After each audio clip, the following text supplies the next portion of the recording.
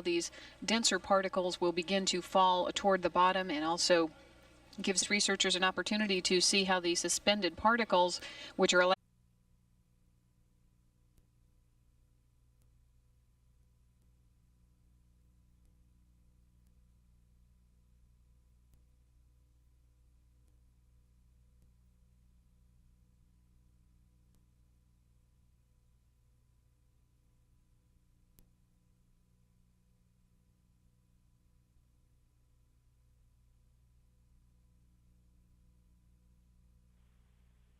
Discovery Houston, Kurt Wexby here.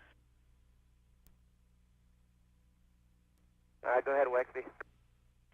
Great job on the flight so far. I just wanted to tell you that we've been having some fun down here looking at the drag chute things.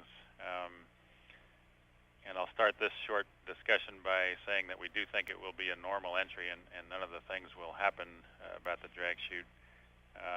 And I'll end with that same thing also. So do your normal procedures, of course. Some of the things we didn't write in the message, we think if it comes out above Mach 3, it'll burn off. If it comes out below Mach 3, we think it'll tear off. We also think that you'll be able to see it out the overhead window if it does come out with some mirrors. We will have Charlie Precourt in the STA to give you some calls on final. And of course,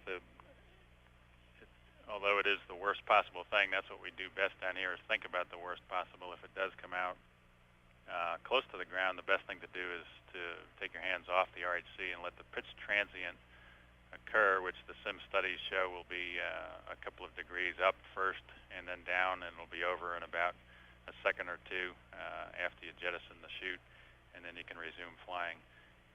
And again, remember that we think none of this will happen, and you'll have a normal entry. Okay, Wex, we copy that, and we got that from your previous message, so appreciate words.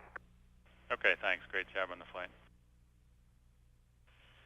Discovery Houston for Kurt. We're starting to see a divergence in manifold 3, and so we'd like you to close left RCS manifold 3 on 07.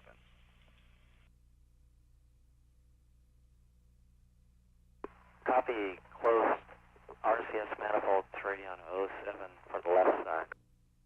Good copy. Okay, manifold 3 on the left side is coming closed on my mark. 3, 2, 1, mark. We copy. This is Mission Control Houston, and that call from spacecraft communicator Mike Gernhardt here in the flight control room to Commander Kurt Brown on board Discovery, asking the crew to go ahead and close one of the manifolds, that following the failure of one of 44 reaction control system jets during today's RCS hot fire test in anticipation of a landing tomorrow. There is no impact to the planned landing operations with the closure of that manifold, as there is considerable redundancy still left in the system. Again, just a call to close one of the manifolds, the left aft manifold number 3, following a failure today of one of the jets, and the flight control team here in Houston being informed by the propulsion officer that they were continuing to see that leak rate, and that the prudent thing to do would be to go ahead and just close that manifold. Again, sufficient redundancy on board that this has absolutely no effect on the philosophy for a landing tomorrow. This is Mission Control Houston. The propulsion officer in Mission Control reports we are burning on this orbital just burn. The pictures from the aft payload bay cameras show some flashing in the far left-hand portion of the screen.